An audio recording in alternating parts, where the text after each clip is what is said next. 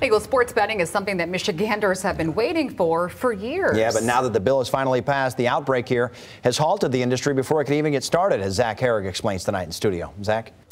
Derek and Janice, this past Wednesday marked a historic day for several casinos in our state as sports betting was open to the public. But according to a sports attorney in West Michigan, this has a bigger impact than just betting on your favorite team.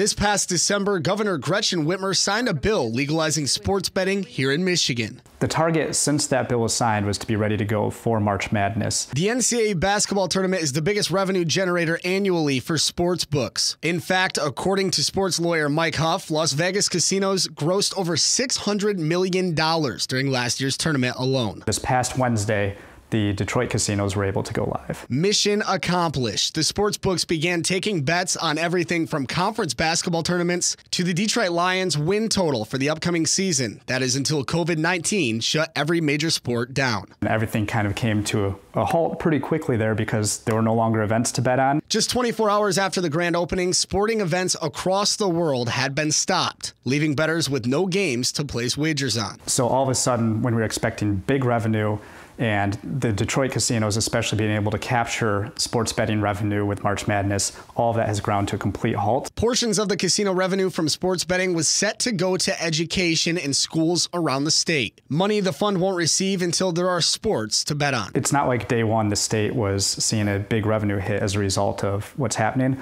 but certainly the state projected to have revenue going into the school aid fund and these other funds that will probably be substantially less now than what the initial expectations were. While COVID-19 has slowed down the highly anticipated start of sports gambling here in our state, Huff expects it to bounce back once sports make the return. That's obviously going to have an impact on all of this, but I would anticipate that there will be some eager sports bettors on the day that sports are again available for betting on.